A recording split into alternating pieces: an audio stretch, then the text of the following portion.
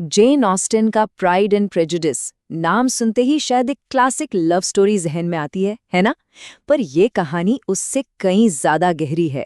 ये एक ऐसी दुनिया में ले जाती है जहां क्लास, इज्जत और पहली मुलाकात में किसी के बारे में बना ली गई राय सब कुछ तय करती थी।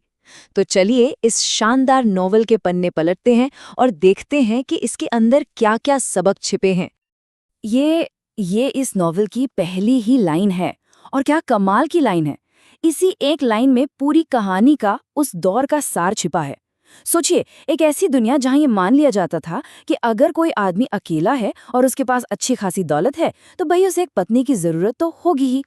ये लाइन असल में जेन ऑस्टिन का उस समाज पर एक जबरदस्त तंज है जहां शादी प्यार मोहब्बत से ज्यादा एक बिजनेस डील हुआ करती थी। तो चलिए सबसे पहले उस दुनिया को समझते हैं। ये बात है 19वीं सदी की शुरुआत की।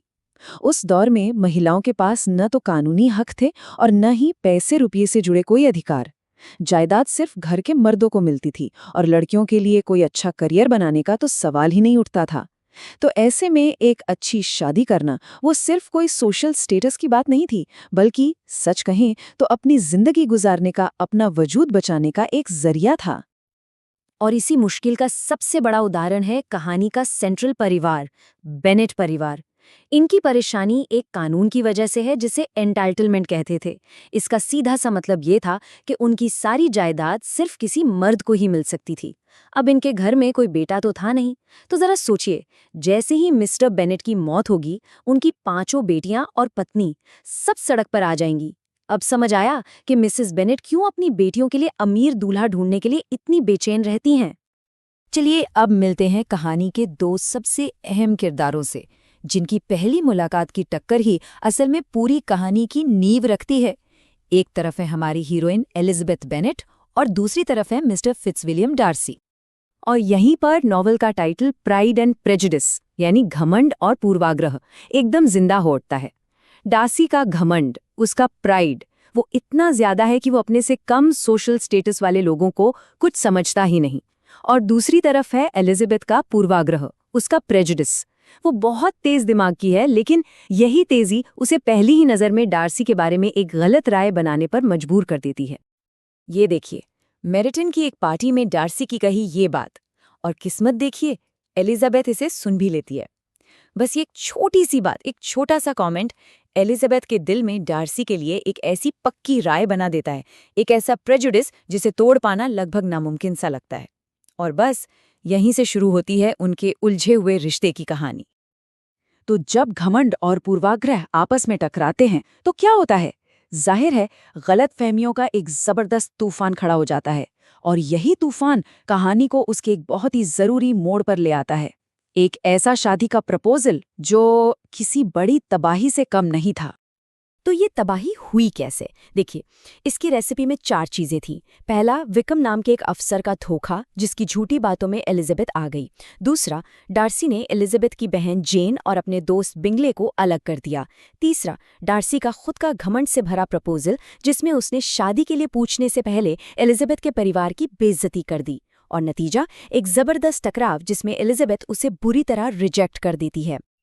लेकिन कहते हैं ना, कभी कभी एक बड़ा झटका जरूरी होता है। इस भयंकर प्रपोजल के बाद ही दोनों किरदारों के लिए खुद को समझने का एक मुश्किल सफर शुरू होता है। अब उन्हें मजबूरन अपनी सोच, अपनी बनाई हुई राय और अपने बर्ताव के बारे में दोबारा सोचना पड़ता है। और इस बदलाव की शुरुआत होती है डार्सी के एक खत से। इस लंबे से खत में डार्सी सारी सच्चाई सामने रख देता है। वो बताता है कि विकम कितना बड़ा झूठा है, जिसने दौलत के लिए डार्सी की 15 साल की बहन के साथ भागने की कोशिश की थी।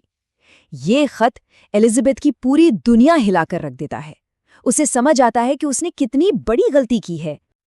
और तब वो ये बात कहती है, इस पल तक मैं खुद को कभी नहीं जानती थी। सोचिए, ये एलिजाबेथ के लिए कितना बड़ा मोमेंट होगा। उसे पहली बार एहसास होता है कि उसका अपना प्रेजुडिस, लोगों को जज करने का उसका अपना घमंड उसे सच देखने ही नहीं दे रहा था। ये खुद को पहचानने का एक बहुत ही पावरफुल पल है। एक और कमाल की बात, इस नॉवेल में घर सिर्फ घर नहीं है, वो अपने मालिकों के कैरेक्टर का आईना है। जैसे लेडी कैथरीन का घर रोजिंग्स, जो एकदम दिखावटी और भव्य है, बिल्कुल उनकी तरह। और फिर है डार्सी का घर पेम्बरली, जो बेहद खूबसूरत और नेचुरल है। ये दिखाता है कि डार्सी अंदर से कैसा है, उसका असली स्वभाव।